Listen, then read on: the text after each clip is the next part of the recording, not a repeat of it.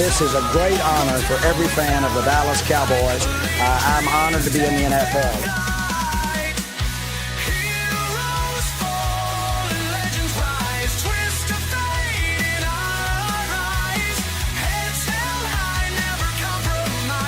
What can I say? Mamba out.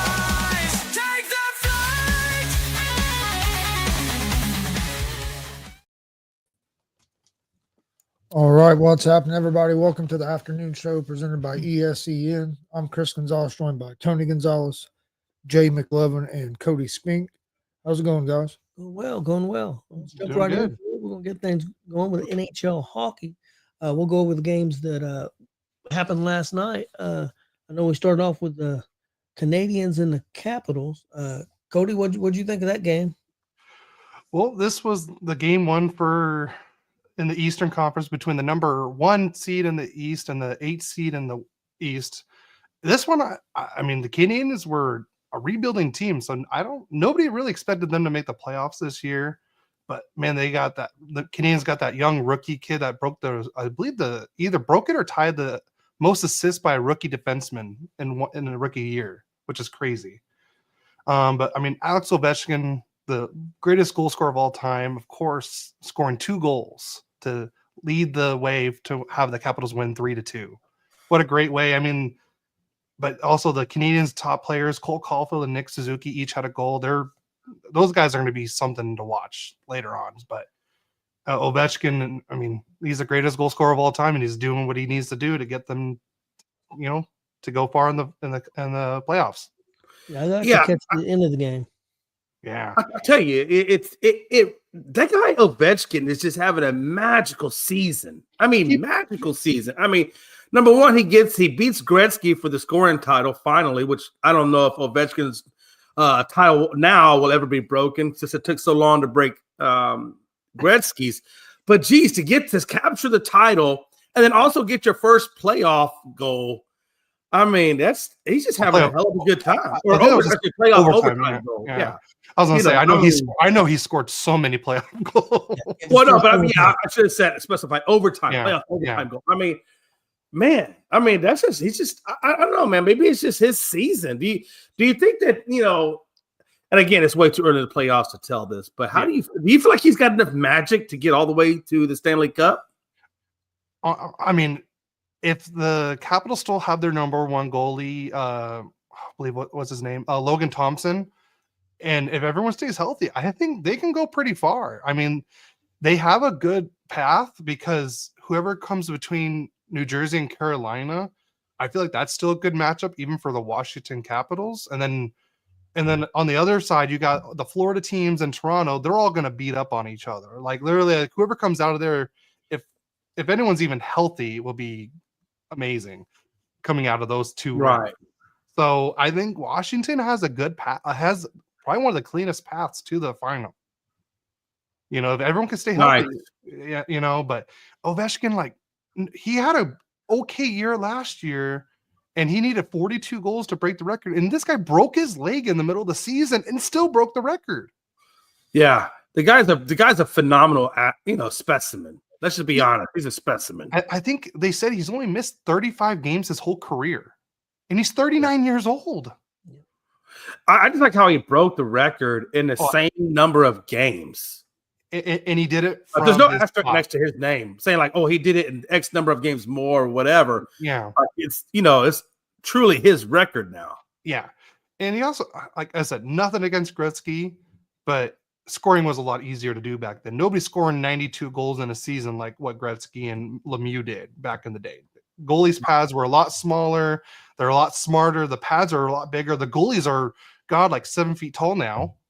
So yeah, it's going to be harder to score now than it was back then. But I just love that in that one game against Chicago, the coach was wanted to put him out for the empty net, and he's like, I don't want to break the record on the empty net. I want to do it with a goalie, and he did it against his broke the record against his international teammate, a Russian teammate. Right.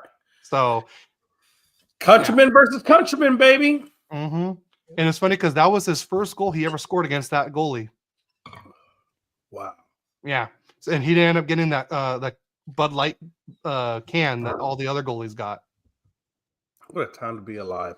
Good. Right. Way to go, Washington. Yep. What's the next game up, Tony? Well, we had the Blues and the Jets. Seen a little bit of that game. The Jets won 2-1. Cody, what do you think about that game? This game was great. Like I said, Scheifele and Connor for the Winnipeg. That's gonna be the reason why the Jets get far. Is those two guys and Jimmy Snuggerud, who scored the lone goal for St. Louis. He's a rookie. He's only played 4 games in the NHL. He just finished his college career like 3 weeks ago, and now he scored his first playoff goal. I mean, that's great. He's a player. I believe he was the captain of the USA Juniors team. So, like I said, he's a player. But I mean, the main guy you guys got to look out for in this series is the 2 goalies, pretty much. I would say for each team. And there's also a funny thing. These are also the 2 goalies that were in the championship game for that 4 Nations tournament. Hellenbuck was Team USA, and Bennington was the Canadian goalie in that final game. So, and Hellenbuck's had some troubles in the playoffs. So, but he's also had a career year, believe it or not, even though he's on his way to his 3rd goalie of the year award, the Vezina. Yeah, I think the Jets are going to be tough to beat in this series. At least they're already up 2-0. But I wouldn't put anything past the Blues though either. But I if I had to pick, I'm going with the Jets in this one as well. Yeah, I think the one thing I took away from that one was Kyle Connor's 2nd consecutive game winner. I mean, that guy's he's another guy that's on a roll. So I'm picking the Jets. I think the Jets, from everything I've seen from them, they look pretty formidable, and they're in the West. So yeah, Dallas is gonna. I don't know if Dallas has enough to go all the way, but I definitely think that's going to be a hard foe to go through. Yeah, it is. It's like what I was saying with like the Atlantic part of for the East, right? Is like the central part on the West side. That's the gauntlet right there. Okay, moving on from that game, we had the Avalanche and the Stars. Stars ended up winning that game 4-3 in overtime. I got to catch the end of that game, the overtime. It was pretty good. It was a big win for the Stars. They didn't want to go down 2-0. So. Yes, especially going 2-0 at home. Yep. Yeah. So now the series is going to Colorado, and it's always a series when a away team wins. Like that's the main thing. If you can get at least one away win, you have a good chance of winning that series. So, now it's all down to being in Colorado. Who's going to take those 2 games next in Colorado? This is going to be I would say this series and then the Florida Tampa series are like the top 2 series. I feel right. These teams are going to beat up on each other and everything like that. And Dallas has 2 big players that are missing. Heiskanen, their number 1 defenseman, and their number 1 scorer is Jason Robertson, who's actually from California, I believe. So I got to represent the West a little bit. Hey, listen, I'm all about it, man. Like I said, I think it's great for Dallas. Dallas is one of those teams. I remember Tony. He's a Las Vegas Golden Knights guy, and I remember when we got to play them. They beat Dallas pretty good. But I know I watched when Dallas went up against the Kraken, and I think even the one after that. They're very scrappy. Dallas is a very scrappy team, and I felt like that was what they were going to need to beat, this Avalanche squad. Which is another good squad for them. So I feel like this. Cody, I feel like this is going to go 7 games. Oh, hands down, it's going 7 games. I'm not doubting that one bit. And the funny thing is that each player has played. Like, there's some players on each team that have played on the opposite team. Like the big trade that happened in the deadline, Mikko Rantanen and going to Dallas. He was in Colorado. He was part of the big trio or the big 4 in Colorado when they won their Stanley Cup in 2022. And he's a big he's a big playoff guy too. So like I said, this one's good. It's going 7 games, hands down. It is. And Colorado might be getting their captain back too. And he hasn't played an NHL game since he lifted the Stanley Cup in 2022. He's only played like 2 or 3 AHL games since then, and that was just happened a week or 2 ago. Right. And I think they're saving him for their first home game in the playoffs and just have a big thing. But what a big thing to have your captain back in the playoffs like this against a team like this, the Dallas. So yeah, I mean, absolutely, we're gonna need it, especially if we get past the Avalanche in the later series. We're not gonna be able to do it without them. So that is paramount. Oh yeah. So you guys, Dallas needs Robertson and Heiskanen to come back, and Colorado needs Landeskog to come back, and it's gonna be amazing what this series is gonna come out to. Yeah, Oh, absolutely. I agree with you guys. I think it's going to go 7 games. Moving on from there, we had Oilers and the Kings at the Kings. I didn't get to see any of this game. I seen a couple highlights. Yeah. It was a crazy game. Kings ended up winning 6-5. I was watching it, and when Kevin Fiala made it 5-2 in the third with 15 minutes left, I'm like, it's done. I'm thinking it's done. And then a former Duck, because I'm a big Ducks fan, Corey Perry scored. Corey Perry scores. Then Hyman scores, and then of course McJesus, that's what everyone calls him, because that guy is just a hockey god the way he plays. Man, that guy's so fast. He's probably one of the best playoff players in NHL history. And of course, he scores the tying goal with just around 90 seconds left. And then Philip Deneau scores his second of the game with 40 seconds left to get the game winner. What a game that was. And it's sad because the Kings missed like 4 or 5 empty net shots. It's funny, they couldn't score anything with no goalie in, but they scored 6 goals with the goalie in. That's just crazy. And I feel like Edmonton played better when they didn't have their goalie in, because they didn't give up any goals when he wasn't in the net. Funny thing.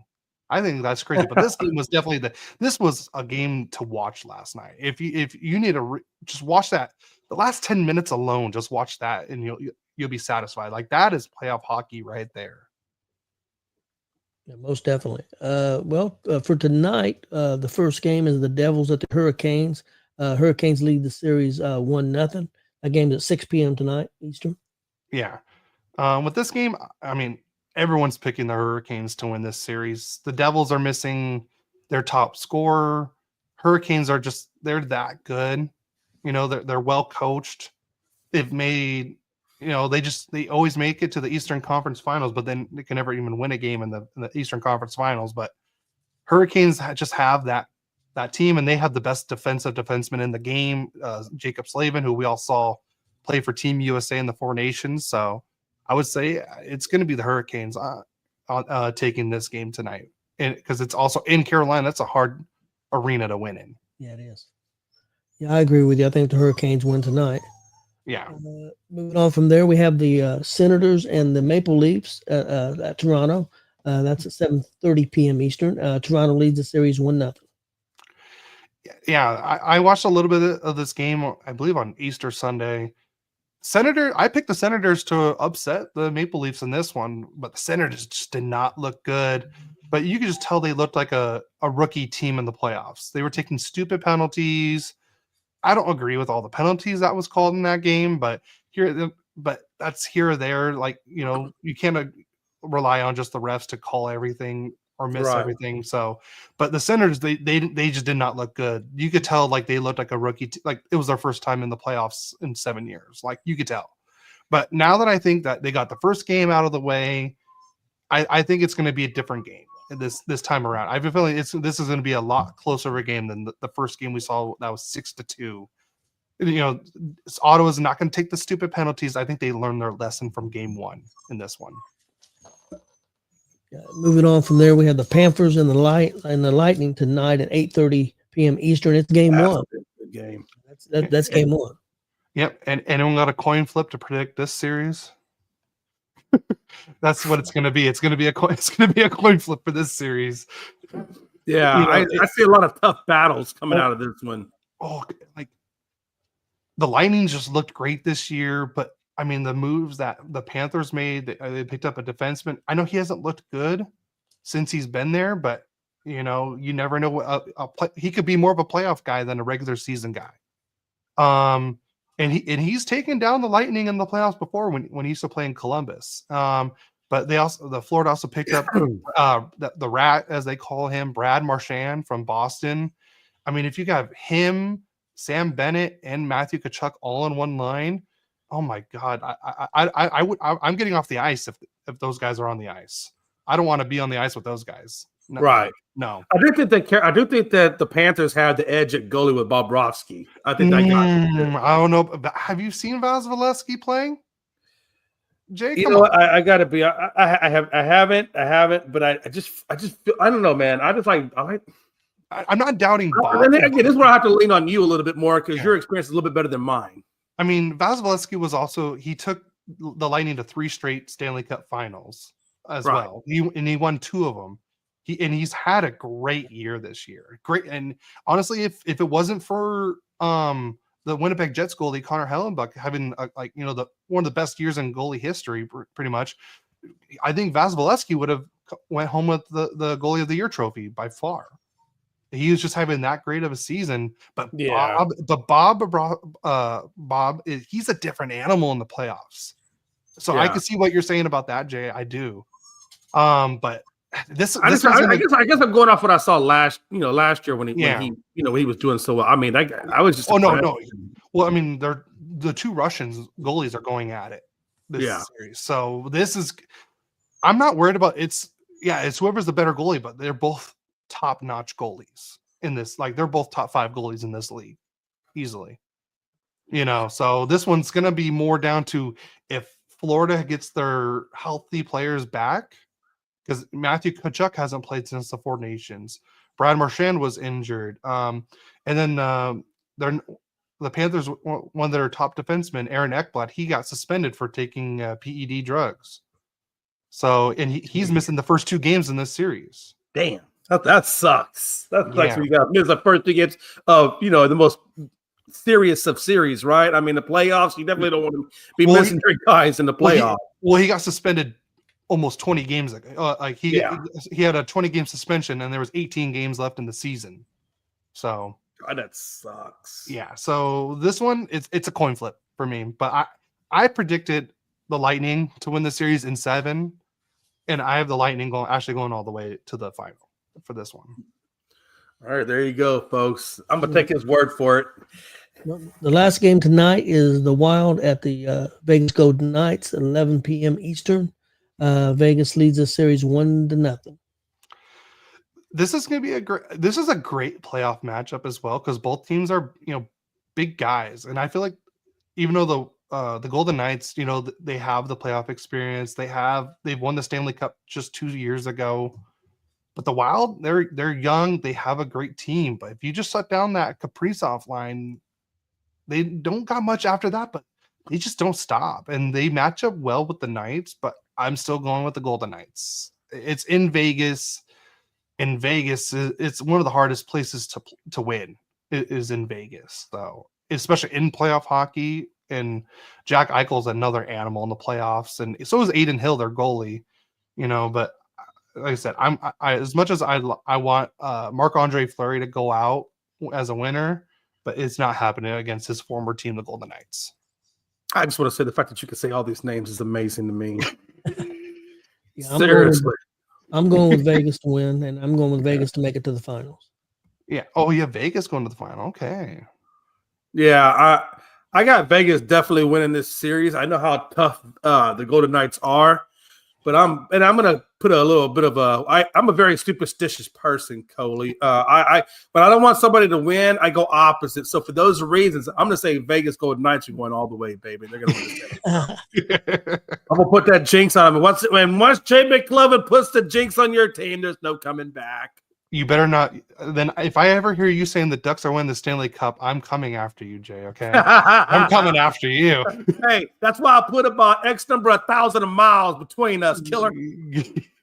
All right, Gives me time to run. all right, do me a favor for all Ducks fans as well. Have the Kings winning the Stanley Cup. That would really help too, and really piss off my dad. That would be great.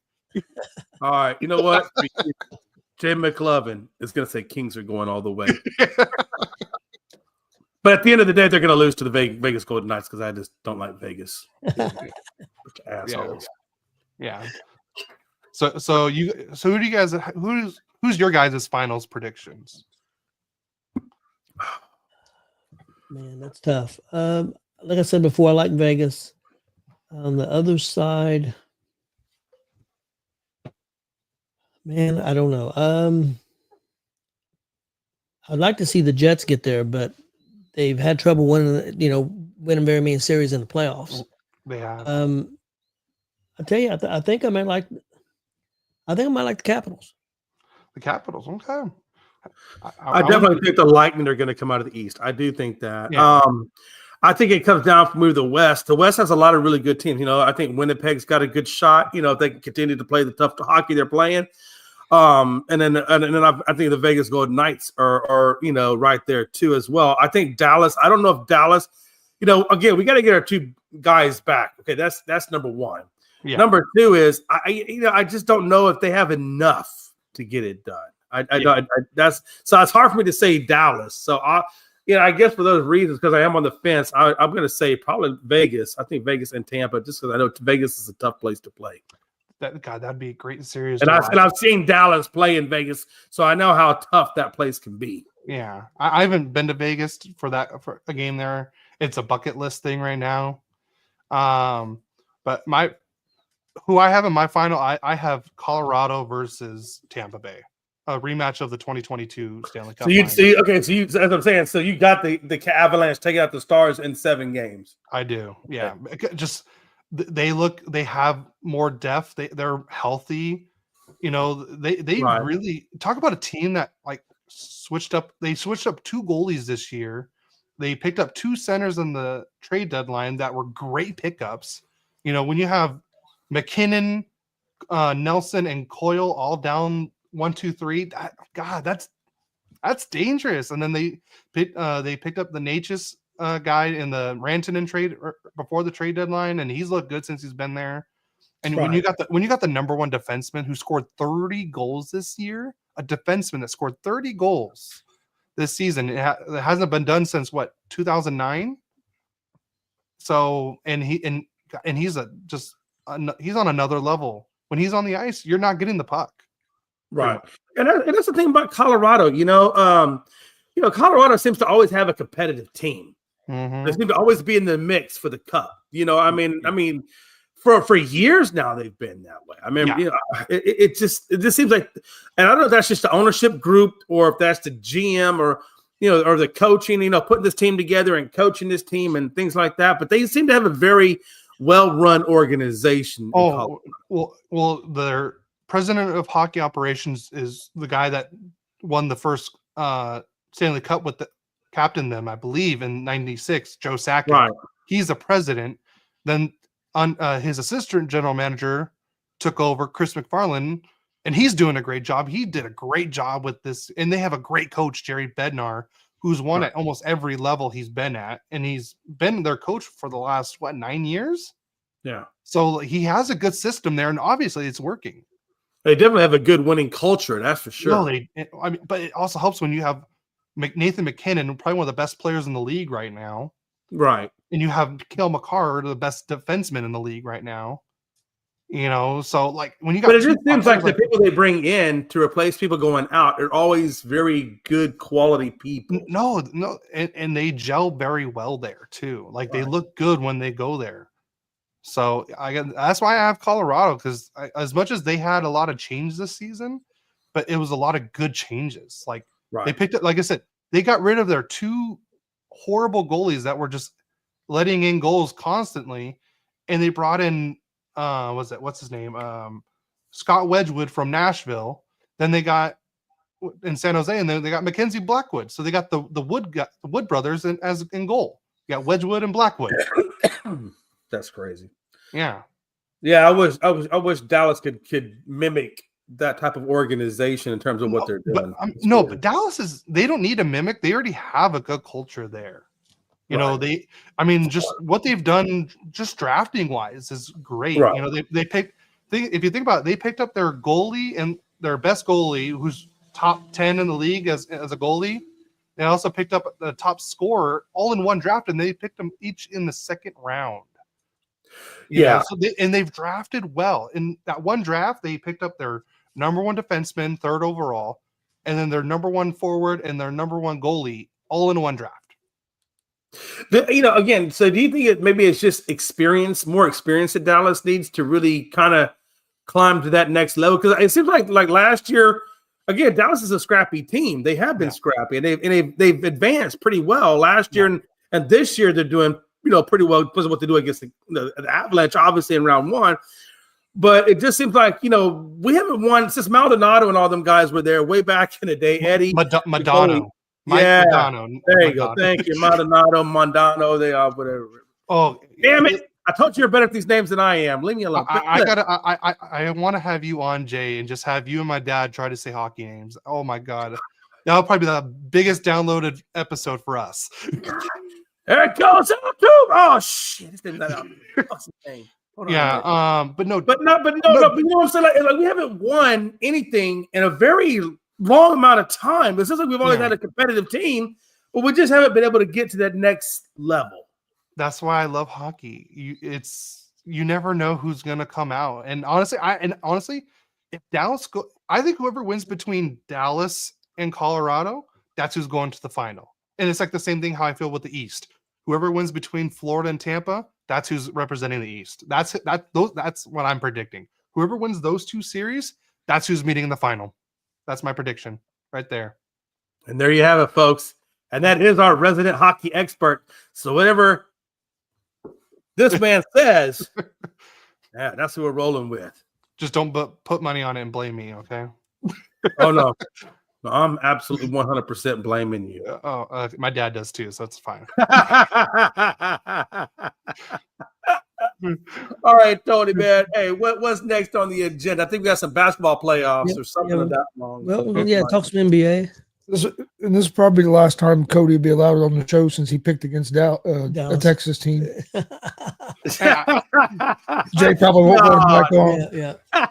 Hey, trust me, I'm not rooting against them. I'm just saying they have injuries that are hurting. Don't worry about it, man. There's like literally 2,000 miles, and I don't get paid till the 1st, so you're good for at least a week or two, man. Don't worry about it. You're fine. All right. Well, I'm gonna head off because I got things to do. So. I would too. I would definitely head off right now. Go Colorado. I'm just kidding. hey, thanks for hanging out with us, though, brother. Right, thanks for having me on. All right, I'll see you guys next time. Okay, guys, we'll start with our NBA talk. We'll start with the games that go on tonight, and we'll talk about the games tomorrow and games coming up and what happened also this in the game ones and stuff. So.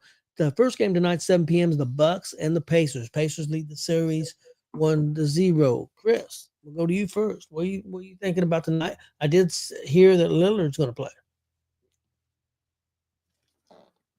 Yeah, I'm trying to switch back over. No, I'm feeling good going into tonight. Pacers came out Saturday. Yeah, Saturday. Played a real good game. Dominated that game. Pacers were up by 8 after the first quarter, up 24 at half. End up winning, I think, like 19 or 18 or something like that.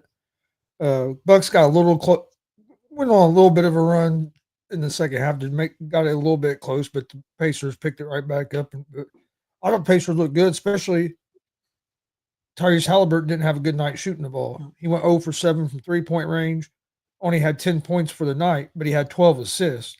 We also had either 8 or 9 guys in double figures. So it was a real balanced effort. Siakam and Turner. Turner's a problem for Milwaukee. They don't have anybody that can guard him.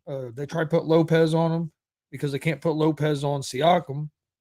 And Lopez cannot stay in front of Turner. And he has to give Turner so much space, and then Turner can knock down that outside shot. So I think Turner's going to be a big X factor in this series, but Pacers are 4-point favorites right now going into the night, and I really like the Pacers' chances of winning again at home tonight. I do too. The thing that stood out to me about this game, Pacers shot 51% from the field, 38% from 3-point. We held Milwaukee to 41% from the field and only 24% in the 3-point line. So, and we outperformed them in every category, every stat, rebound and everything. So. We pretty much controlled game 1. Hopefully we can do the same thing in game 2. Jay, you have any thoughts on this game? Yeah. It was an interesting game when you look at the stats, when you look at the minutes played by the starters versus how heavily they went to their bench. I mean, when you look at their bench, you had Gary Trenton Jr. with 27 minutes at 14 points, and then you had Kevin Porter Jr. at 29 minutes at 12 points, and then you had Green at 15 points at 27 minutes. I mean, they obviously went to their bench early and often quite a bit. And as a matter of fact, Giannis is the only one that truly played, the majority of it. He played 38 minutes, so that's like 10 minutes of just everybody else. I don't know if Damian Lillard can right all of the wrongs that happened in game one. Obviously, a lot of other people are going to have to step up. They're going to have to get more minutes out of their starters and not be so heavily on their bench. But, yeah, 41% from the field, 24% from the three-point line to where what was it? I think it was like 9 of 37. No. Look, when you're 9 of 37 and your three ball's not going, you better be attacking the damn rim. You better be trying to get to the foul line as much as humanly possible to get that three-point play at the end of the day. So I think they're going to have to do a better job, obviously, of shooting. Hopefully, Dame Lillard can come in. I don't want to put too much pressure on Dame because he's coming in cold. He just came off those blood thinners and all this health stuff. I don't know how he's going to feel 100% after coming through the medication process and the blood thinning and the energy level. I don't know where his energy levels are going to be because usually those types of blood thinners can weaken down your iron in your system, weaken down your energy. So I don't know what he's going to come with. So I don't want to put all the pressure on him to be the difference maker to get the win or even make it competitive. He's going to help, obviously, but ultimately they got to do a better job shooting the ball, brother. And if that three-pointer's not there, then go to the damn rim. Go for a more high percentage shot. If your three-point's not falling, go for the high percentage shot. You got to make adjustments. At the end of the day, Doc Rivers, for the love of God, man, make a damn adjustment here or there. It's not going to hurt you. Yep, I agree. I'm not saying he's not going to play well, but and he can come out and score 30 points, but there's no way, like you said before, Jay, there's no way he's 100%. Right. There's no way he's 100%. At the best, he's probably 80, 85%, 90 maybe, but that's not meaning he won't play well. But yeah, there's no way he's 100%. The next game we have for tonight, 7:30 p.m., is the Grizzlies at the Thunder. Thunder leads the series 1-0. Thunder just completely destroyed them the last game. I mean, just destroyed them. And honestly, I look for the same thing in this game. Jay, what do you think? It's one thing to be destroyed. I mean, I see teams get destroyed by 20 points, 25 points, whatever. They were beyond destroyed. They were humiliated. Humiliated. 51 point. Like, you get beat by 51. And I'm sorry, but like we were talking about earlier on this show, you got John Morant and company over there kind of laughing about it, joking around, not really too serious, not like, hey, guys, we got to do something. Like, they just had no competitiveness in game one at all, point blank and simple. So I don't know, but if I'm a coach, I'm going to be obviously very irritated right now at my team. I feel like they quit on them. So I don't know, man. It depends on what team comes out. I got to be honest with you. I think OKC might sweep the damn Memphis Grizzlies, to be honest with you. I would not be shocked one bit if they sweep them. Chris, your thoughts on that game? I didn't watch any of that game. I did see that they dominated them. I love the Grizzlies tonight at the plus 14.5. I think OKC wins the game, but I think it's going to be a lot more competitive game tonight because usually when a team gets embarrassed like that, they come out the next game with a lot more energy. So I do think that OKC wins the game, but you can get 14.5 points with the Grizzlies tonight. I really like that because I think it'll be a lot more competitive game tonight. So I do like if you're a betting man, I like the Grizzlies at the plus 14.5. I think that there's good value there because a team usually responds after a game like that. So I think tonight will be a lot closer game. Like I said, I'm not saying the Grizzlies are going to win a game, but I do think it'll be competitive. And I like the 14.5. I will say this, Tony, before you go in the next game. I agree with Chris. I think it's not going to be a humiliation game like like last time, but they need to come out and play like they did against Golden State. I know they took the loss in that Golden State game in the play-in. I know they took the loss on that, but I felt like they were much more competitive and energetic about that game than they were against OKC, and I felt like they need to come up with the energy and the competitive drive against OKC like they did Golden State. And then at least you'll look like you're giving a damn. Yeah, I agree. Next up, got the Timberwolves at the Lakers, 10 p.m. tonight Eastern. Timberwolves lead the series 1-0. Guys, to me, this is a must-win for the Lakers. You go down, you go down 0-2, you go down 2-0, and at home, and now then Timberwolves go home. It's a must-win. I believe. Minnesota shot 50% from the 3-point line. Bench scored 43 points compared to only 13 points for the Lakers. And the Lakers they got to have some players step up. It just can't be one guy doing it all. It's going to be interesting. Chris, what's your thoughts on this game? I think the Lakers are going to win tonight, but I think it's going to be a close. I think it's going to be a close game. This is another one I like the underdog with the spread. I like the Timberwolves at the +5.5. I think Lakers win a close one. I think it's going to be like a 1, 2, 3, 1 or probably 1 to 3 point game. I think it's going to come down to the last possession. I think the Lakers will look a lot more competitive than what they did in game one. So, but it is one where I do like the underdog at the +5.5 because I think it's going to be a close game. I think they cover. Jay, your thoughts on that game? Yeah, no, I agree. I think for the Lakers to get this win, they're going to need more off that damn bench or lack thereof a bench, because you had Vinny Smith and Vincent in game one combined for 6 points off the bench, and each one of them played over 20 minutes. So, I feel like, they need more off that bench to be competitive with Minnesota. Obviously, Jackson Hayes only gave you 1 point, so he was almost non-existent. And then, you look at Braun, 8 of 18, 1 of 5 from there. And at a minuscule, minuscule. It's like 19 points, 5 and 3 assists. I mean, I don't know, man. Look, Braun, this is your time, killer. Everybody says, Braun and Braun and Braun. Well, hey, killer, you in the playoffs, and you got Luka. Come on, you can't let Luka be the only one that's leading this team. You got to do some leading yourself. So they need a lot better shoot. 39% from the field is ridiculous. I'm sorry, you the Lakers, y'all should be doing better than 39% from the field. So they definitely need more bench. Braun's going to have to go to that next level and dig deep, and they definitely got to shoot the ball better. You can't win on 39% shooting, especially in front of your home crowd. They'll be burning the cars after that series. Yeah, I agree. Lakers could be in trouble. We'll see if they can step up tonight. I think they will. I expect them to win tonight, but if they don't, there'll be some serious trouble. Let's look at the games for tomorrow night. The first game on the docket is the Magic at the Celtics. Celtics up 1-0 in the series. I don't think anything changes. I think Celtics win again. Magic played pretty decent for a while, but I think the Celtics just have too much form, too much depth. So I look for the Celtics to win that game tonight. Jay, what do you think? Or tomorrow night, excuse me. Yeah, that's the Celtics, correct? That's what you're talking about. Yep, I apologize. Yeah, I mean, it's the Celtics, man. I don't ever go up against this. I mean, I'm sorry. Hey, who are they going against? The Celtics and the who?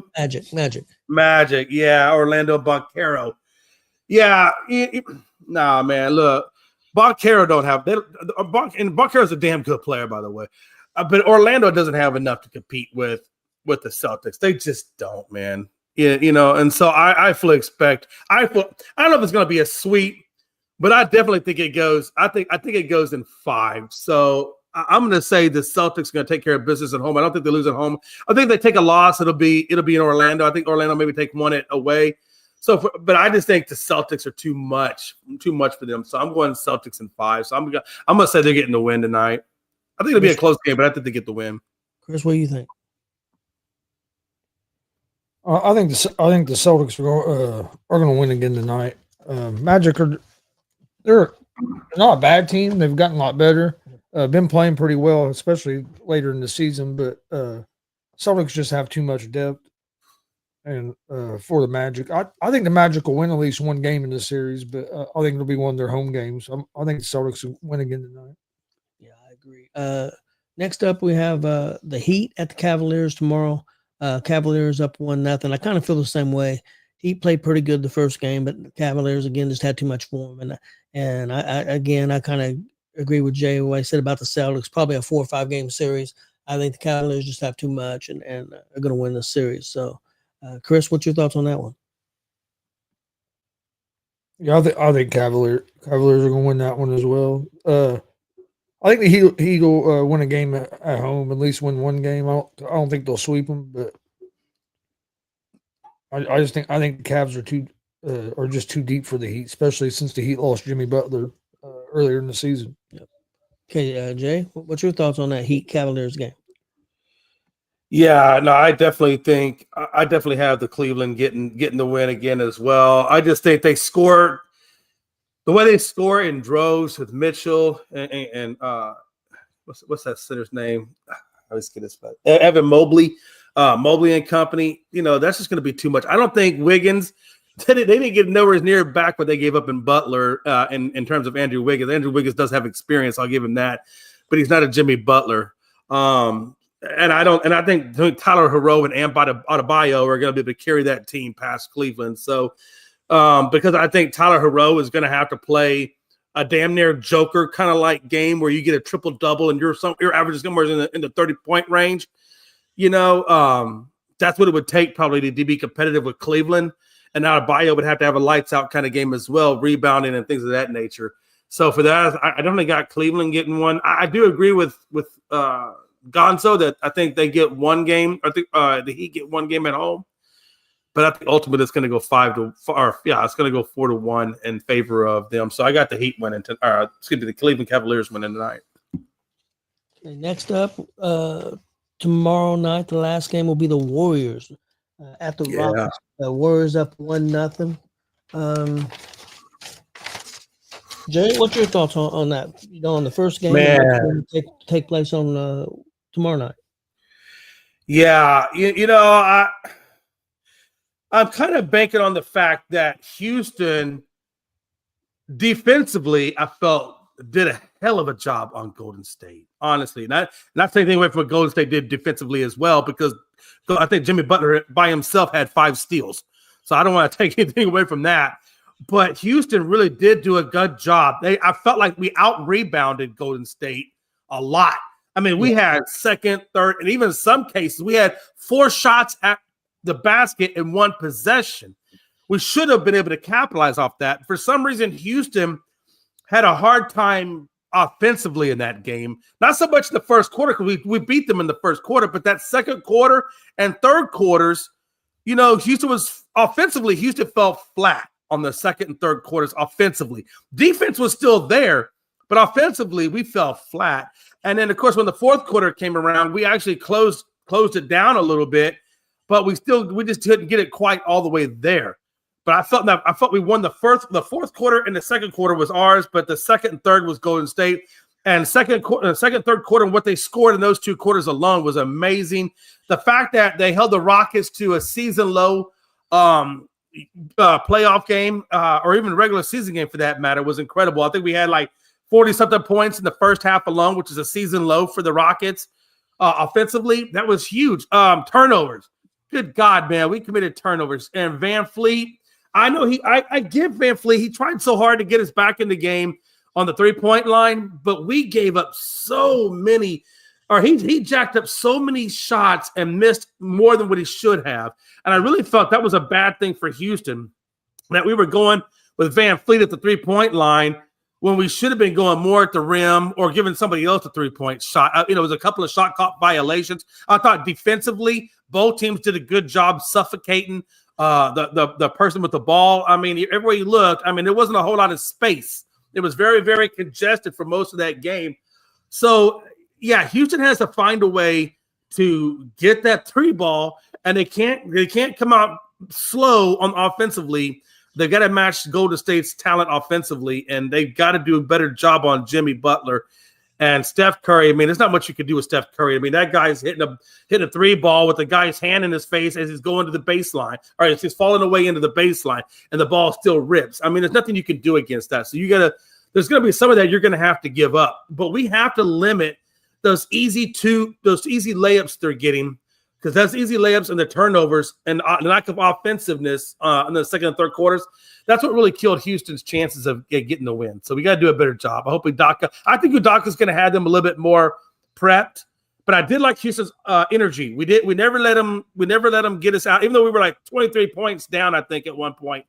We came all the way back and got them within 2 or 3. So we just need more of that enthusiasm and just a little bit better shooting and less turnovers. And hopefully, I'm going to go Houston. I think Houston gets and evens up the series going to Golden State.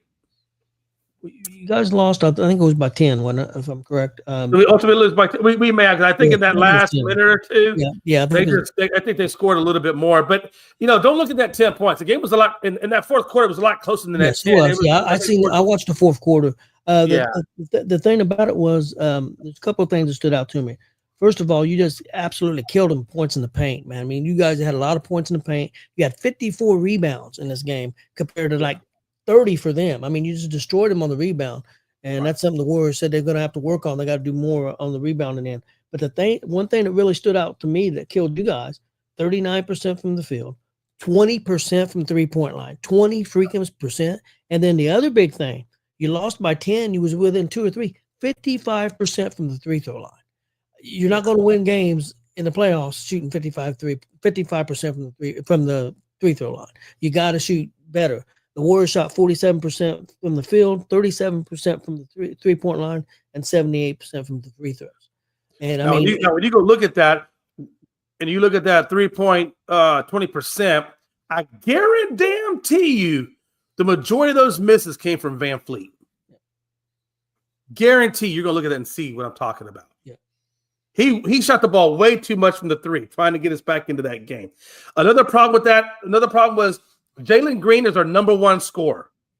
And look what he did. Jalen Green was almost invisible in that game offensively. Offensively, Jalen Green wasn't there. And I don't know if that's just his inexperience going up against the defense, of Golden State, or if he just had a mental lapse. Sometimes you have a mental lapse in the game. But either way, look, Steph Curry only scored 3 points in the regular season. Now, I understand it's regular season. I'm not saying that. But everybody has a bad game. So I want to believe that Jalen Green and his lack of absence, let's say his absenteeism offensively, was just he had a bad game. And that's what I'm hoping to see tomorrow. I want to see the resurgence of Jalen Green. I want to see the Jalen Green, that we're accustomed to seeing. And we didn't see that in game 1. It was horrible. I mean, you're right. Our shooting was terrible. And a lot of it, though, came from that 3-point shooting from Van Fleet. In terms of, because I know, look, we were 20% from the arc, 39 from the field, but that arc shooting, that 20% affected that 39%. That's what brought us so far down. Yeah. You know what I'm saying? Yeah, I agree. It's a must win. I mean, if they go down 2-0 to the Warriors and Warriors going home, it's over. Yeah, I mean, I hate to say that, but it is. So it's a must win for sure. Chris, your thoughts on the series? I didn't watch much or hardly any of the game because I was watching WrestleMania, but did see Warriors got up big and Rockets was able to get back in the game in that fourth quarter, get it close, and then the Warriors was able to go on a little run and hold them off. I think the Warriors are going to win tomorrow night as well. What worries me about the Rockets, and I said this ain't me saying it after just one game, because I said this a few weeks ago, was their half-court offense. If they can't get out and run, they don't have a lot of great shooters on their team. They have scorers, but not a lot of great shooting the ball, just shooters, pure shooters. You get in that half-court, they can struggle to score sometimes, and then they start turning the ball over and weren't able to get out and run in transition. Had to play more of that half court. And I think that was one thing that hurt Houston. And like I said, that was something I said a few weeks ago. It's not something I'm just saying after watching the first game. But I think that this series is going to come down to me is experience for the Warriors. Plus, if you look at the Warriors, probably have the 3 best players in the series on their team, and I think they have the better coach. I just think the experience and the coaching is going to help the Warriors outlast the Rockets in this series. Good, and that was the other thing about the experience. I think the experience showed for sure. So, but we'll see. They got to step up this game and see if they do. One other thing, real quick, I wanted to touch on just real quick was the series that other 2 series that played Thursday night, because both them series are 1-1 already. We got the Knicks and the Pistons. Honestly, Pistons blew the first game. They won last night. They should be up 2-0 right now. But the experience, they got into that third quarter or maybe fourth quarter, whatever it was, and they let the Knicks go on a 21-0 run and take over that game and come back and win that game. Well, the Pistons had them, but that was a lack of experience. It showed. But they come back and won the game. That's what they need to do. At least win one at the Knicks, and it did. So it's 1-1. They're going home. So we'll see what they do there. You guys got any thoughts on that game, on that series so far? 1-1. Yeah, I just want to say the only thing we got to say about that is, I thought it was interesting that Thibodeau was coming out saying that Brunson wasn't getting nearly the kind of foul calls that Cunningham was getting. So I want to kind of keep an eye on that in game 3 of that to see how that unfolds in terms of the foul calling. In terms of the gameplay, Detroit, they came out and they played poised. They did what they should have done in game 1 was play poised. And so, but ultimately, I still think the Knicks are going to take that series. What killed the Pistons that first game? They had 19 turnovers there. It's going to be hard to win if you have that many turnovers. Oh, yeah. So that's what happens in the first game for the Pistons. Chris, you I was going to say, sorry, Chris. I know y'all were waiting for me to speak up before Jason, but I was mentally but anyways, I think the Knicks have or could be in danger, of potentially losing to the Pistons, man. I feel like the Pistons are dangerous, and Thibodeau needs to watch out. Yep. Chris? I think it's going to be a lot better. I think it's going to be a real good series. I think it's going to go 6, maybe 7 games. Pistons should have won that first game. Like you said, they were winning the whole game, was up big most of the game, and then let the Knicks go on a 21-0 run in the fourth quarter and blew that game. I like the way the Pistons was able to bounce back. But if you look, I was trying to look it up real quick because I remember looking the other day. The Pistons have played well against the Knicks all season. In the regular season, the Knicks only beat the Pistons one time, and that was early in the season. The Pistons were like 4-1 or 3-1 against the Knicks in the regular season. And then if you look at these 2 games, could have won that game. So I mean, the Pistons have played the Knicks tough all year. So I think I'm not quite where I'll say the Pistons are going to win the series yet, but I do think this is going to go 7 games, and the Pistons have a legit chance to knock Knicks off. I agree. The other series I want to touch on because it's 1-1 is the Nuggets and the Clippers. And the Clippers lost the first game 112-110, won last night. But the thing that on the first game that was crazy that they shot 50% from the field, 36% from the 3-point line, which was better than the Nuggets did. But what cost them the game was 20 turnovers. That's what cost the Clippers should be up 2-0 right now. They really should be. But the Nuggets come back and won last night. You guys' thoughts on that series, Jay? Well, I'll tell you, Kawhi finally showed up. I think you had it wrong. So the Clippers won last night. Yeah. I felt like in game 1, Harden actually showed up. And I felt like, Leonard was just there. But that game 2 night was crazy. I mean, Leonard showed up, shot lights out, but I think it was well over like 80% shooting. I think he only missed like 2 or 3 shots from the field. I think 1 or 2 from the 3-point line. He had like 30 some odd points. I think 38, 39, somewhere in that neighborhood. I think Harden, I felt like Harden though really, he kind of disappeared a little bit, like he felt like it wasn't all on him. So he didn't quite, I think it was like 7 of 17. I think he gave you maybe 19 points, but he wasn't shooting the ball particularly well. So what worries me about the Clippers is you could never get these guys consistently, Harden and Leonard, shooting the ball well together. It's usually one guy will have a good night and the other one won't. And that's what kind of worries me ultimately for this team. If they are able to get past Denver, I don't think that type of inconsistency from your starters is going to get you where you got to go. So that's something I kind of worry about still with the Clippers. They're a dangerous team when they're both hitting, but that they don't hit simultaneously all the time. So I still think Nuggets are going to win this series just because I don't feel like they're going to be consistent enough on the Clippers side. It's going to be interesting because they go back to the Clippers.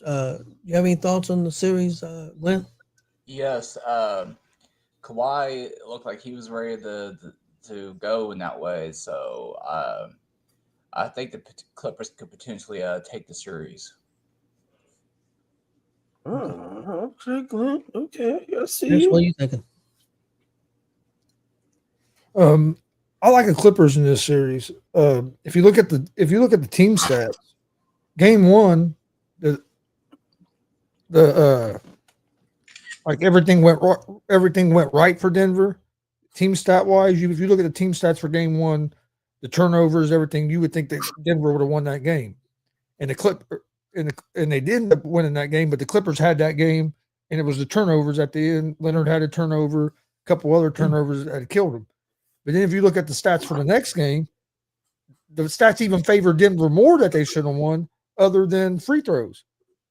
Denver was terrible at the free throw line, only shot like 60%, but they had 50 rebounds. Clippers only had 32 rebounds. And the other thing that killed Denver in that game was the free throw shooting and then turnovers. They turned the ball over 20 times in game two, where they didn't turn it over much in game one. It was Clippers turning the ball over. And then in game two, the Clippers only turned the ball over 11 times. So to me, what the Nuggets have to be should be worried because they played two pretty good games, and in all reality, should be down 2-1. Because I mean, if you look at the rebounding and stuff, other than the turnovers yesterday, they played pretty good. The Nuggets did. So I like the way that Harden and Kawhi are playing, and the Clippers. I think this might be the year that they go on a deep run where maybe they actually stay healthy for a playoff run. Could be. Jay, you mentioned something. I've got some stuff I want to talk about WrestleMania and Monday Night Raw, but you said something about NFL. Did you have something you wanted to discuss on NFL? Oh, yeah. So the only thing that was kind of curious, or the only thing that kind of piqued my curiosity a little bit was Cleveland Browns and the New York Giants are fielding trade requests for that second and third overall picks, and they're not exactly saying no to it. So, which I honestly got to tell you, if I'm Giants and if I'm the Browns, I wouldn't say no either, because both of those teams still have glaring needs throughout their team, and if they can trade those picks and pick up the key pieces that they need, because they both need offensive line help, they both probably need a little bit more on the defensive help. So I feel like it would be beneficial for them to rack up more picks and have a better shot at filling some gaps in their teams rather than just getting that one really stellar guy. Yeah. So, I would not be surprised that they keep it, but I would not be surprised one bit if this draft comes around and we got some serious trades going in those first 10 picks. I wouldn't be surprised. I actually heard there's the 2, 3, and 4 spot. There were some trades being talked about, but again, I don't know what the trades would be. I have mixed feelings on that. I think if Cleveland's got the 2 pick, correct? I think, yeah, man, if he's there, I like I said, I'm a big Carter fan. I really like him. I think the team that's got the number 1 pick should take him. I wish the Colts could get him. I wish for Dallas, I wish you guys could get him, because I think he's that good of a player. I think he's going to make that big of a difference. And I think if you put him on the Browns on the other side of Garrett, I think you're talking about it changes that team defensively. Oh, absolutely. So, absolutely. But again, it depends on what picks you would get. I mean, how good the picks are. It would depend. If you're trading and you're getting a 5th or 6th pick, maybe. But if you're talking about getting a 12th or 13th pick, I don't know if it'd be worth it. I mean, and plus there'd be other picks. I'm sure too. Maybe some first rounds for next year, or maybe second rounds. It depends what the package would be. But I'm just a real big Carter fan, and I hate to admit it. Chris, you're going to have to help me with his name. He's a guy. He's been in the league as a director of football before. He's a black gentleman, does it ESPN. But I watched him. I can't think of his name. Usually help me with it. He had a lot of good things to say about the quarterback that's coming out. The one that not Sanders, the one they think is going to be at number one. Cam Ward. Cam Ward. He is completely, since he's seen him throw, since he's watched him, since he's been next to him, he is completely sold on Cam Ward. And I'm a big fan of this guy. So I'm not going to say he's still a number one pick, but since this guy's endorsed him, my feelings have changed a little bit on him because I really like this guy. Man, I can't think of his name. I can see his face. You talking about Bucky Brooks? No, not Bucky Brooks. He actually was a general manager in the football league before, a couple of teams, and he's on ESPN a lot, but I can't think of his name for nothing right now. I'll tell you, I really do think it's. If I had to predict the first three picks, I would say it's going to be Cam Ward, Abdul Carter, and I wouldn't be surprised that Travis Hunter goes third. To be honest with you, to the Giants. Yeah, I do think, even though as talented as Travis Hunter is, if you could think of Abdul Carter and Myles Garrett as left and right defensive ends, your pass rush would be seriously scary as hell. Yeah, I agree. Chris, what are your thoughts on that? Thoughts on what? On the draft, first three picks. And I think you're a Carter fan too. Yeah, if I had to pick. That's who I would take, but I don't think we're going to see a whole lot of trades. I mean, I think you might see some trades, but I think the trades you're going to see are teams trying to move back because it's not a real deep draft. So I don't think you're going to see like a lot of teams that are going to give up a lot to try to move up. So to me, I don't think there's going to be as many trades. So I think a lot of these teams that have some of these top picks are wanting to trade back, but I don't think for the teams that are farther back, I don't think there's enough value up front of the draft to where they're going to give up a lot of assets to move up and get. Especially after you get past maybe the first couple picks, I just don't see many people moving up because there's not that quarterback class this year that everybody's moving up to get. I mean, you have your few players with Carter and of course I'm Travis Hunter. You have some position players that people are high on. But I just don't see a lot of people giving up a lot of assets to move up. Yeah, I agree. Glenn, do you have any take on this? I do not. Okay. Honest and straight to the point. I love it. As always, you know how I'll do it.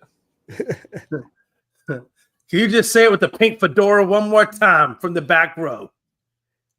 Louis Riddick, who I was thinking of. Riddick. Yeah, I really Orlovsky did say he thought that Jackson Dart was going to be the steal of the draft. Yeah, I seen that too.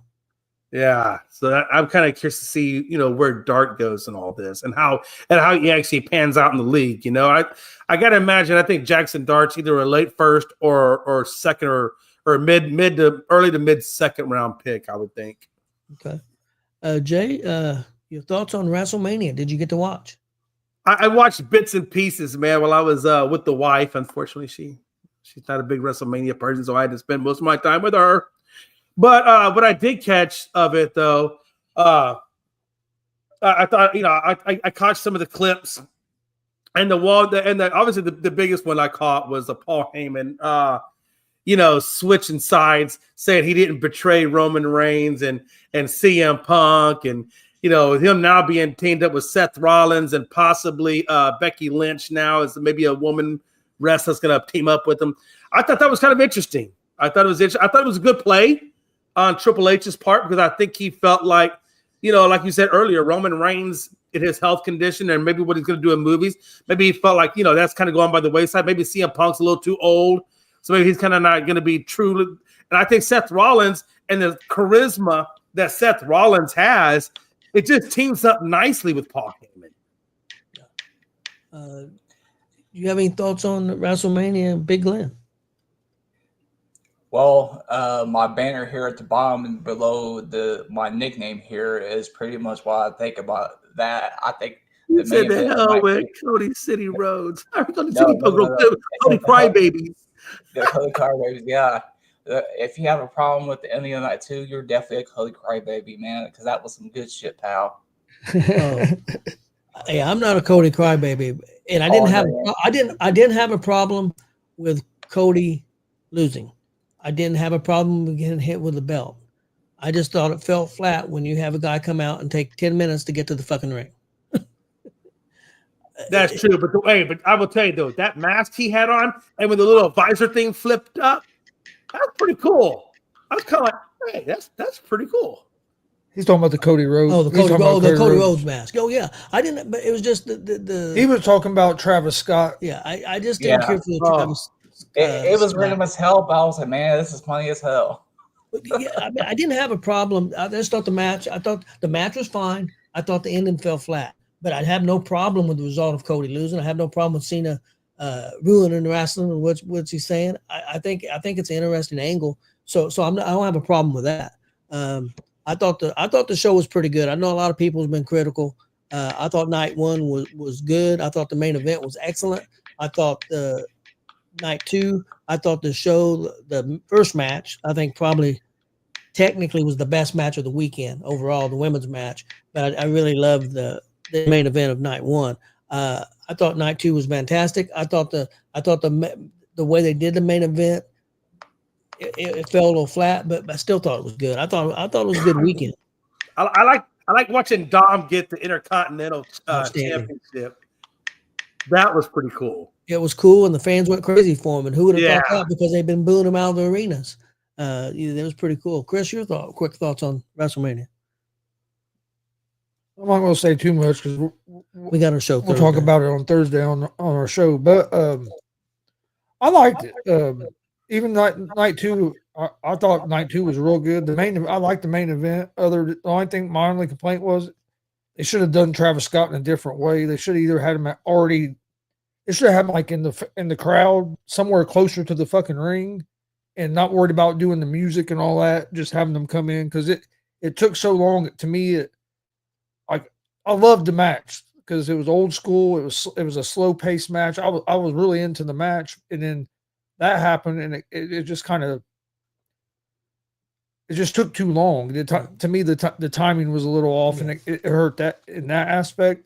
But other than that, I really enjoyed night 2 a lot. I thought night 1 was good. I thought night 2 was better, but I thought night 1 was good.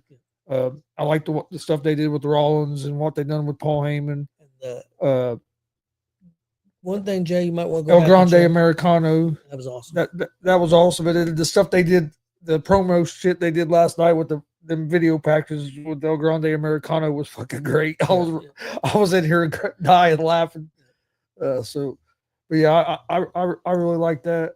And then of course I like some of the stuff that happened on Raw last night because it's going to lead to some good stuff. I was going to talk about that a little bit, but real quick, Jay, I don't know if you got to see it. Go back and check out the set. That WrestleMania set was outstanding. They had people actually sitting on the stage. They had seats on the stage, and they had seats above the stage. It was really cool that staging was out. One of the best stages I think they've ever done. I really liked the way that place was set up. Man. Those are some big Lynn seats right there. Oh yeah, I got the big Lynn, the big Lynn money to pay for those. That's yeah. I wonder how much those seats cost too. Too much money for me. yeah. You might want to go sell that apartment you got out there in Indy if you want to afford them seats. Well, Jay, I think you've heard about the green shirt guy before, right? The guy that yes, I have. Well, he was there. Not only did he have his seat like he normally has, he got to come out with Wade Barrett, the announcer. He got to come out with him. He also that was on night 2 when Wade Barrett was introduced, and on night 1 he was doing the bell. Oh, that's crazy. I think it's just where he paid for packages because there was 2 other people that came out with Wade Barrett too. Person that sits with him and another person. Let's put it this way. I guarantee you the guy with the green shirt is probably some CEO or some accountant or some whatever in a big firm. He got money to burn, and that's why he's always been there because he probably got that money. Yeah, yes. Yeah, I sat 2 rows behind him. Or he's an offspring of Glenn in some kind of way in his family tree, and he's just the luckiest son of a bitch alive.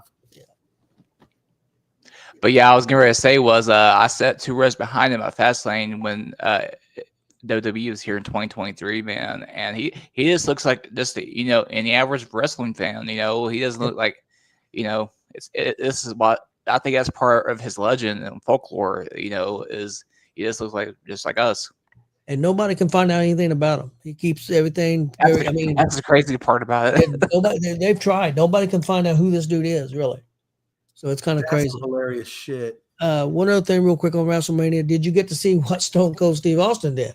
He comes out on that two-wheeler or whatever and driving like a freaking maniac and goes around the ring and then runs into the barrier. And you need to check out that video because a lady's behind the barrier. It didn't hit her because she goes down probably about 10 seconds later, but her ass went down because she's saying, "Hey, lawsuit, baby." I guarantee it. Fuck yeah. Tony Khan was over there Hold on. Not Tony Khan. Oh yeah. Nick Khan. Don't just say bad things about Nick Khan. Hold on, wait. Hold on. Can we I wish I could do a close up of Gonzo right now because I can already see the smile from ear to ear. He's like, "This Gonzo, God, Glenn." Yeah.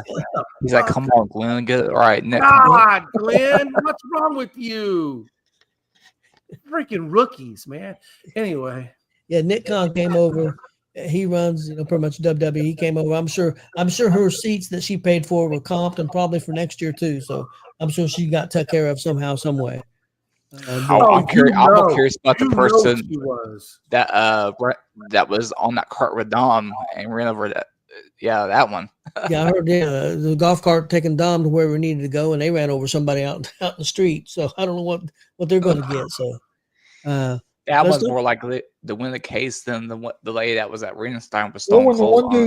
Which match was it where they were by the announcer table and he went to rip the top of the thing and the thing flew and hit a fan. He threw the damn thing and it went to the damn audience and hit the fan. You talking about that Brock Lesnar spot?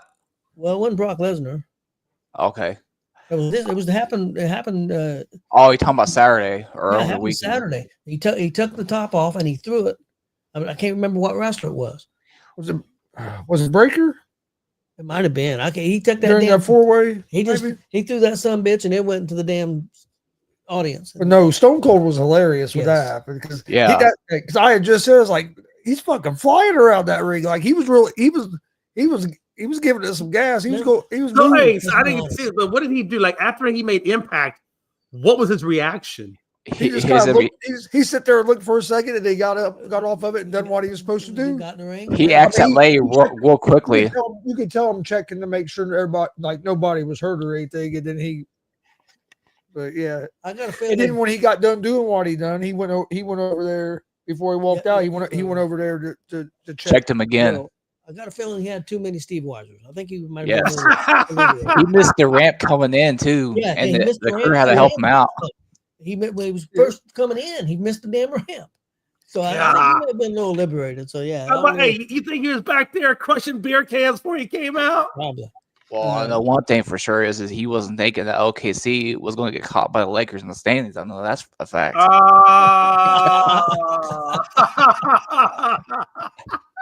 Yeah. Okay, let's talk just a little bit of Monday Night Raw a little bit. Chris, you said you watched it, so let's get your thoughts first. What do you think of Monday Night Raw? I thought Raw was real good last night. I had a couple. Only really complaint I had was just a couple complaints during one match, but other than that, I enjoyed it. I watched the whole show last night. I like what they're doing with Braun Breaker, with Rollins and Jay, you mentioned Paul Heyman. I think that's going to be awesome. And then of course the Pat McAfee stuff with Gunther choking McAfee out. I thought the way they done it was awesome. I thought McAfee sold it great. If you look, McAfee's face, his fucking face was turning purple. It looked like a fucking blueberry almost. It was crazy. Gunther was squeezing the shit out of it. And but I like how McAfee's guys was trying to get to him and stuff. I thought that was cool. But I think that's going to be a cool thing that they're going to do between them. I like that. The only really complaints I had, and it's kind of, I don't know, it's just something that bothered me watching the match. was during the women's tag team match. The Valkyria, however you pronounce her name. She went to make a tag, and she was all the way in the middle of the she was like left the corner and was all the way in the middle to make a tag. I think to me I just don't like that. Yeah. And then later in the match, she starts climbing the ropes and is standing on the middle rope, and then makes the tag and then climbs the rest of the ropes to jump off. It was a couple little things that I saw there. Other than that, I thought it was a great Monday Night Raw. But just if you're gonna have a tag rope there, like they have the rope hanging there, yeah, you got to use it, or it just don't make no sense. Yeah. And then you can't stand on the middle turnbuckle. They do it all the time now. And make a tag. Yeah, you're not supposed to, but they do it all the time anymore. Yeah, I agree. But I liked. I thought the Dom stuff with him and Penta last night. I thought was good. And you can see something brewing with Finn Balor, and something's going to happen with the Judgment Day. Just don't know what. Hey, I thought it was a lot of fun. Jay, I know you probably didn't see Raw, but Braun Breaker is now part of Heyman and Seth Rollins. Okay. So now they're like a team. Yep, and you mentioned about Becky Lynch. I got a feeling Becky Lynch is going to be the other member of that team. Yeah, that's what I thought. I you know what? After I love my wife. I do love my wife. Anything I'm about to say now has nothing against her. I love my wife, but man, I really did want to watch that WrestleMania. I want to watch that WrestleMania so bad. So I am going to start watching. I'm gonna make it a habit of watching Raw and SmackDown and getting ready for SummerSlam and all that, because I do, man. I thought, like I said, I heard all the storylines. I saw some of the clips from it, and it just looked really freaking good. Yeah, last night was a real good show. I tell you what you don't need to do. They were too busy getting them Jimmy buckets. You know, I gotta tell you, man, between Jimmy and Steph, yeah, it was a rough night. It was a rough night, Mike. But Mike said that Pat got him, of all people, tuning in to WWE. Oh, yeah, it was that was done outstanding. I mean, he comes out, Gunther comes out, and he confronts Michael Cole. And he ends up grabbing Michael Cole, and that's when McAfee punched from behind, hit him in the head, kind of to get him off Cole, or get him off Cole, and he did. And then they kind of have words, and there's all kinds of people out there, breaking it up. So he thinks it's over with, and he turns his back on him, and that's when Gunther puts his sleeper hold on him and chokes the crap out of him. And what even sold the angle more was McAfee had all his guys that do the show with him, 4 or 5 guys there at ringside. They jumped the banister and try to help him. Yeah, all the security, wait a minute, all the security focus on them. Why he's still just choking the shit out of Pat. I mean, there's 15, 20 security guys trying to keep them guys away from helping Pat, but Pat's getting the hell choked out of him no time. And Pat was asking about that today. He said. He asked the Rock, he said, "Why the hell is your security guys worried about my guys and not worried about getting Gunther off me?" Yeah, but it was well done. It was a lot of fun. What you don't need to do, Jay, is watch that little promotion over on TNT or TBS called All Elite Wrestling, because WWE is where it's at. Hey, I'm telling you, hey, what's that? There's a Netflix now. It's on WWE. What's it called? That's getting ready to come out in summertime. Yeah, it's Unreal. It's Unreal. Yeah, I'm gonna be watching that, and it's going to be all backstage, and there's going to be more backstage stuff than they've ever showed before. This is the F1 version of Drive to Survive, but WWE. Yeah, it's going to be. Yeah, I'm definitely going to be watching that when it comes. I guarantee it's going to blow away that fucking little backstage show that AEW tried to do. Oh, yeah. They've showed some footage. They're going to show footage of them talking about what the storylines that they're getting ready to do. I mean, they're going to be right there in the conference room with all these guys, as Triple H and all these guys that put the show together or putting stuff together. So it's going to be very behind the scenes. You think it's going to be Pat and Gunther at SummerSlam? Or what do you think they're going to do with that? It's heading to something, but I just don't know what. That's what Raw was last night, man. It set up a bunch of stuff coming up, and I think SmackDown will do the same thing. Coming up on Friday. Set up Orton. Yeah. Orton's first. It looks like Cena's first match for the belt's going to be Orton. Randy Orton's coming after the belt. I think Cody's going to take some time off. Yeah, he needs to, because I'm sure he's probably a little bit banged up right now. Yeah, and I did like when I liked when Sami Zayn came out last night. I thought he was I thought he was going to turn. I thought he was going to turn on yes, Jay. I thought I did Those too. The camera whole time angles, I was man, sitting there yeah. waiting on him. waiting on him. I was waiting on him. And to then turn on when him. Jay got up there and he was standing behind Zay and just kind of standing, Jay Looking at just him. kind of staring, looking at him. I was like, oh, he's going to turn. And then he gave him a hug. I was waiting for that Hulula kick coming in the corner. That's what I was waiting on, but it didn't happen. I thought it was going to. Or Finn pull Balor John get- Cena, crack him in the nut. But I agree. Finn Balor's getting ready to turn on Judgment Day, or I think they're they're going to turn on him. I think Finn's going to be the they're underdog. kicking him out. I think I got an early prediction. Money in the Bank. Cody Rhodes is going to win Money in the Bank. Hey, that's the easiest pick that you can make. I have to agree with you. Carlito was killing me last night too. Carlito, just the little stuff he's doing Oh, yeah. is great. Like he was like he would get a hold of Finn and try to get Finn involved and stuff. Yeah. That'd be great. Yeah. That'd be Yeah. rolling. Yeah, it was a good Raw. Yeah, speaking of Carlito, man, did you hear that WWE was trying to buy his dad's promotion? The rumor is, yeah, that WWE. That's another big thing. WWJ bought a pretty famous Mexican promotion, AAA, over the weekend and purchased it. And now there's rumors there's a famous Puerto Rican promotion that's been around for, I don't know, 60, 70 years. And it looks like they may buy that too. Oh, that's interesting. Yes, it is. I wonder what that's going to matriculate into. Well, it's already for AAA. It's already matriculated into a NXT and AAA event the weekend, I think, of Money in the Bank. The same day. Same day, 3 o'clock Same one day, show yeah. and 7 o'clock the other show. And AAA was struggling. I think I know they probably got paid a lot of money. Them 3 owners, they were struggling. I think they only got 15 people on the roster. A couple of those people WWE won't take. I can't. I know they're not Yeah. going to take a couple Well, of yeah, there's one that we know. We there's don't think one of for it. sure that they won't take. Yeah, there we go. Yep. But it's pretty interesting. It was a pretty good show Monday night. Like I said, I enjoyed WrestleMania for the most part. So All right. They're going to send Del Grande Americano over there and win the championship. they may. They're probably going to send a lot of those Mexican wrestlers over there. So, they've got So, like 14 so, or hey, 15 so, weeks so, ago. Chad Gable is Grande, right? Nope. Nope, He's not. Yes, he is. But he is, but we didn't tell him that like he ain't. I think eventually when he gets unmasked, I think they're going to have somebody in there that won't be him. But that's who's been wrestling the matches and stuff. Yeah. Watch it be Kurt Angle or something. Well, then the other big thing that happened, I know Glenn had to be happy about this.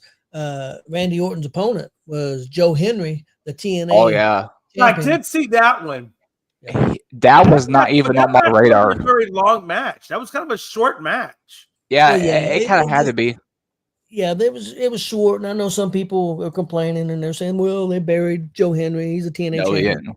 Well, let's face it, TNA is not anywhere close to AEW. They're not anywhere close to WWE. 100,000 people a week watch their show, and that's not their fault because they're the number one show on that channel. That show's Right. Access. Nobody has Access TV. Their average viewership per day is 35,000 people per show, and when the wrestling show's on, TNA's on, they do 100,000 people. So it's a very popular show. It's just not getting seen because the network is not on very many. I mean, there's very few cable networks carry that channel. Yes. So that's the problem. So he was on there carrying that belt and promoting TNA and been seen. How many people? 20 million people probably watch WrestleMania worldwide. So they got to see Joe Henry. Not just that, the views, probably billions of views on the internet got to see Joe Henry. And As of yesterday, at like around 1 o'clock Eastern, there had already been like over 1.1 billion social media views of the WrestleMania content. yeah, so that shows you right there. Yes. So Is what because they And said Joe- it on McAfee, they said it on McAfee's show yesterday. and then in the press conference, Triple H said he wanted to thank Joe Henry. He said Joe Henry's a professional. He's a great guy. He told him, "Hey, this is your first WrestleMania. Enjoy it because not a lot of pressure on you. but he said it's not your last WrestleMania. You will be back. And he don't even work for the company at this point. He said Yeah. but you will be back. You will work other WrestleManias, and there'll be a lot more pressure on you. But you will be back. And so Yeah. I mean, Yeah, I was gonna say that's the start of making right there, man. Y'all heard it here first. 'Cause, Yep. buddy, I tell you what, man, when he came out at the Rumble, when he did that little clap thing that he did in the ring, the whole freaking building was shaking. And I know it was the same thing at WrestleMania on Sunday. So Well, Cena said on McAfee's show yesterday that Hendry asked Cena for some advice before the Mania, asking him like, "Hey, how do I make my?" He goes, "I only have a small part, or like, how do I make it bigger?" And Cena like told him, he said, "You don't. You do your part, and he goes, you try to make it bigger is when you run it. He said, be Yep. yourself. do your thing. do what you got. do your Got you thing." here. Because Cena talked real highly of Hendry. He also said that Dominic Mysterio is going to end up being the best Mysterio So he said he's going in to be wrestling that's ever wrestled. He's By the gonna- time he said the so he's going to be bigger than his dad. When I was at the Undertaker Wow. show a little over a year ago on my birthday, man, they had a Q&A, and I asked the Undertaker, I was like, "Hey, what's your thoughts on the character of Dominic Mysterio, man?" And the whole crowd booed me, obviously. And Taker was like, "You know what? You hear that? That's heat. And pretty much proving by example of how good that Dominic is." And Jay, another show you might check out if you want to see behind the scenes stuff and how stuff's done. It's called LFG. It's on A&E Network. Comes on Okay. Sunday nights. You probably could find some of this. You probably could download the A&E app and find the shows. But it's all behind the stage. They take these wrestlers, and each coach has 4 or 5 wrestlers on their team. Bully Ray's a coach. Undertaker's a coach. Mickey James a coach. Booker T's a coach, and they coach these 4 wrestlers for points. And they get points as who's going to win. And then one of them one of the wrestlers will end up getting a WWE contract because these are all young people. One of them is that Holyfield, the boxer. One of them's his son. That's Really? doing it. Yes, and it's very interesting, very behind the scenes. You get to see these guys coaching them and everything. It's pretty cool. They do matches. It's pretty cool. And they put together. You see them putting together the matches. It's pretty interesting. I wonder which son it is, because I know he has one son that's a running back, and then he's But got it's another him. son It's him. that's Who's actually he a was- boxer. the one that was a football player. That's the one that's going to be in the WWE, possibly. That's the one that's doing it.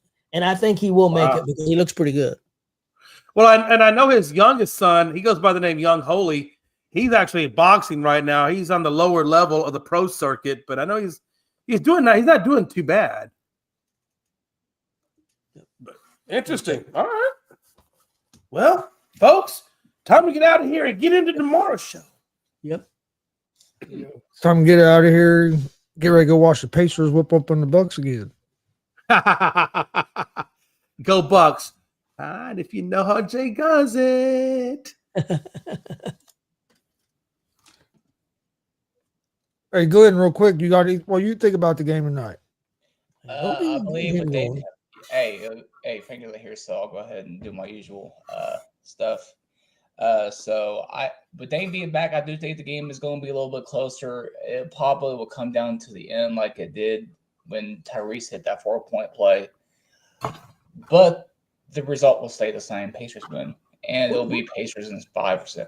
Jay, where the hell's Frankie at? I want to hear his bullshit. KFC and Pacers, Lakers in 5. It's going to be a little harder to do this. You have to fucking sweep it now if they're going to do it in 5. Frank is in a fetal. We're still in position for my prediction. You was in 5 too, wasn't you? I said Pacers in 5 because Jay said that was outrageous. Jay said it was outrageous take. you can't say the Lakers can't still do it. They can still do it technically. Look, let's just be real. Okay, guys, let's fucking be real for a minute. Okay. They might get 1 or 2 wins. I think it won't go more than 6. I think it's going to be Minnesota in 6. Uh-oh. I'm gonna tell you right now, I'm calling it right now. And I'm saying it because I'm telling you, Gobert is too much for Jackson. We saw it in game 1. We're gonna see it again in game 2. I promise you.